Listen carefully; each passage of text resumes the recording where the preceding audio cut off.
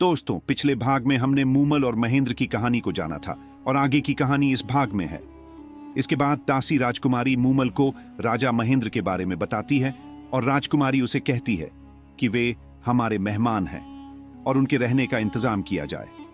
राजा महेंद्र वहां रुक जाते हैं और एक सेवक जब उनके पास भोजन लेकर आता है तो उससे राजा ने राजकुमारी मूमल के बारे में जानना चाहा। तब सेवक कहता है कि अगर मैं आपको राजकुमारी मूमल के बारे में बताने लग गया तो सुबह से शाम हो जाएगी। राजकुमारी मूमल इतनी सुंदर हैं कि उनकी खूबसूरती को शब्दों में बयां नहीं किया जा सकता है। वह इतनी सुंदर हैं कि जब वह शीशे के सामने जाती है तो शीशा टूट जाता है। वहीं वह दूध से नहाती है और तन पर चंदन का लेप लगाती है।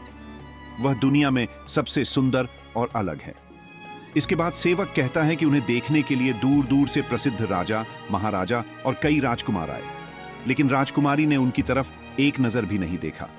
सेवक ने कहा कि राजकुमारी उस राजकुमार से शादी करेगी जो उसका दिल जीत लेगा, वरना वह जीवन भर शादी नहीं करेगी। यह सब सुनने के बाद राजा महेंद्र राजकुमारी से मिलने के लिए उत्सुक हो गए और उन्होंने राजकुमारी से मिलने के लिए संदेश भिजवाया। वहीं राजकुमारी ने महेंद्र को ऊपर बुलाया और राजा महेंद्र मूमल को देखते ही स्तब्ध रह गए। साथ ही मूमल से नजरें हटा नहीं पाए। दूसरी ओर राजकुमारी भी महेंद्र के चेहरे के तेज और आंखों को देखती रह गई। वहीं मूमल ने राजा महेंद्र का स्वागत किया।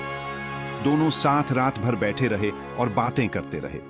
इसी के चलते दोनों को पहली नजर में एक दूसरे से प्यार हो गया था।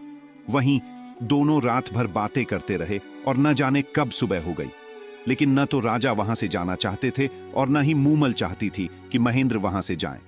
आखिर राजा को न चाहते हुए भी वहां से जाना पड़ा, लेकिन महेंद्र ने मूमल से वादा किया कि वह जल्द ही वापस मिलने आएंगे।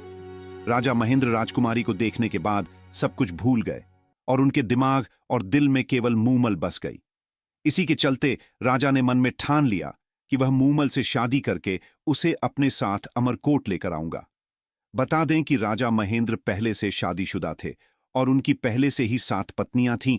इसी के चलते जब राजा अमरकोट पहुंचे तो उन्होंने राजकुमारी मूमल से मिलने के लिए एक प्लान बनाया। महेंद्र के यहां एक रामू रायका नामक एक व्यक्ति रहता था जो ऊंट चराने का काम करता था।